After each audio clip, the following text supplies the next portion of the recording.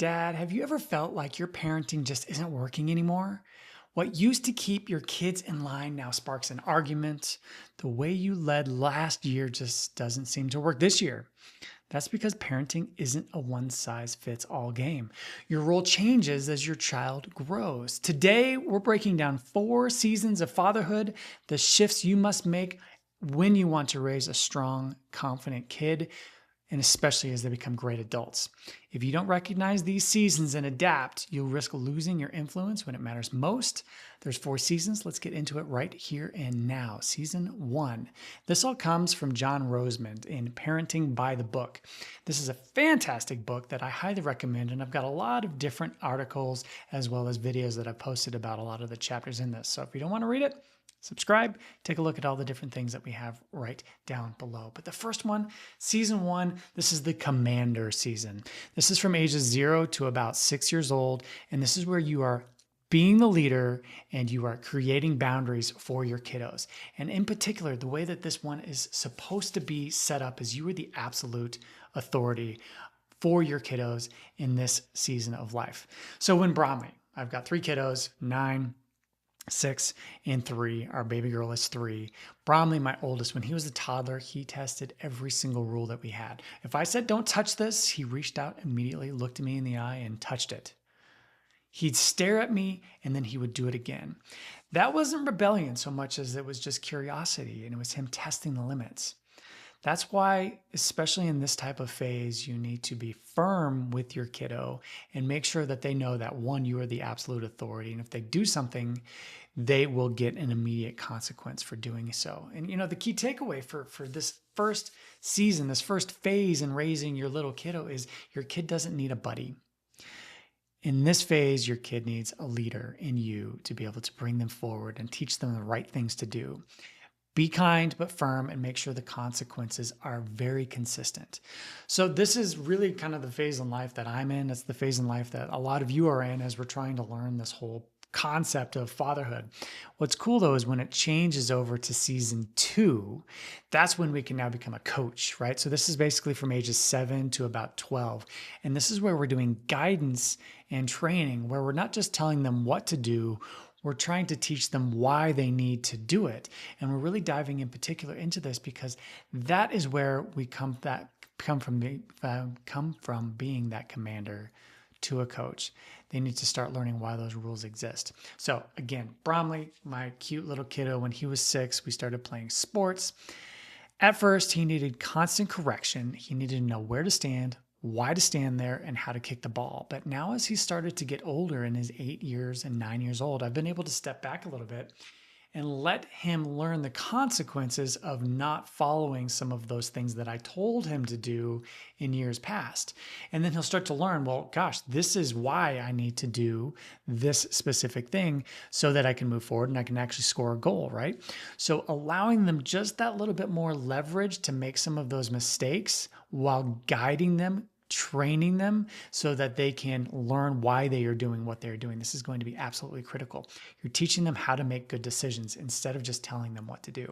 So the key takeaway for this season in particular, Dad, is this is where self-control and responsibility start to form.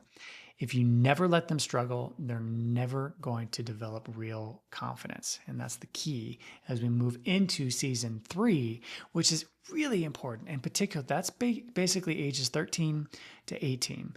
This is where we are starting to become the counselor. The influence and relationship that we're putting into our kiddos, this is really where it starts to pay dividends. So as your kid turns 13 and starts growing older from there, you can't force them to listen. This is the key takeaway from this entire point, right? They have to want your input. Your relationships becomes your greatest tool. So when I was probably 16 or 17, I had a Jeep Wrangler and I was out with my friends in the late evening, and we have this thing in the Denver metro area. It was called the Loop, right? So it was in basically Westminster. All the kids from the high schools would start driving around in a loop on the road. It caused all kinds of chaos and havoc. And I thought it would be really cool to try to spin out my tires and impress all the girls that were around, right?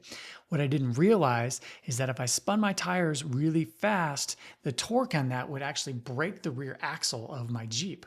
So as I did that, I heard this loud clunking sound and the car wouldn't move forward at all. I didn't realize what had happened. So I put it in four-wheel drive. I started driving off. And then as I got about 100 feet down the road, the entire rear axle of my entire wheel came out and went rolling down the road. And we were sliding down Wadsworth Boulevard with a whole bunch of sparks flying behind me as I had completely ruined my Jeep. And you can imagine how I felt when this happened and what I was going to say to my father. And what was really cool about that whole situation is he sat me down and he told me, you know what you did wrong. What are you going to do to fix it? And we went through and we talked through the process. He didn't berate me. He didn't scream at me. He already knew that I knew I'd made a huge mistake. That conversation for me changed everything. It wasn't the overbearing father. It was the person who understood where I was at in my station in life and helped me to learn from, grow from, and fix the problem as a result of that. That was everything. And that was what really solidified my relationship with my father going forward. I realized that I had a dad who wasn't just trying to control me, he was trying to make me a man. So the takeaway from this one in perspective is if you're still parenting like you did when you were 5 or when your kids were 5, you'll lose them. Ask more questions. Listen more than you lecture and guide them instead of controlling them. This is a huge point. It's a great opportunity, and we're really going to move forward with that. 2, season 4. I'm not there yet. You're likely not there yet, but this is going to be one of those seasons where everything is piled up on top of it. If you can get to where your kid is 19 and older, you are now the consultant. You're supporting them, you're letting them go, and you are there to give them support and consultation when they need it. The key point with this one is at some point, your job as a daily authority ends. Once your kiddo is an adult and your role is now to be just a trusted advisor. When I became a dad, I realized something. I could no longer just call my dad for advice. I had to make and do and be a part of my own decisions. So especially when my father got cancer after having the first kiddo and Callan, our second, was on the way, and he passed away from cancer, I really tried to speak with him ahead of time and get an appreciation for all of that advice and guidance that he could provide to me before he left. And I was able to take that to heart. And I think about that every single day. What would my father do as my guide, as my advisor in this current situation, whether it's professional, whether it's personal, or whether it's raising the kiddos?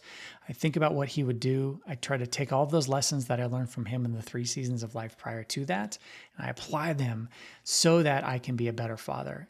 And I want for my kids to do the same when they start to get older and move out of the house and start to move on with their life. This is where you step back and trust that the foundation you've built is solid and you can be available and let them lead. So here's the big question, Dad. What season of fatherhood are you in right now? And are you leading the way for your child in the way that they actually need it? Drop a comment below. What season are you in? How can we work together as dads in this community to learn more about how to manage these crazy seasons of life that we're in? What's the difference between boys and girls? How do you appreciate and tackle those things? Put those in the comments below. But before you go, there's one thing that's just as important. Most important, you need to take care of yourself. This starts with getting out of your chair, moving around, and getting some fitness going. If you're not fit, if you're not active, you're not going to be as good in these seasons of life as you're trying to raise those kiddos. So if you want to get some more information, if you want to get some tips on how to get more fit and active, you can watch this video right here, and that'll take you right to it, and you can get all the information you need. Go ahead, right there. It's a perfect video. I promise you're going to love it. Thanks.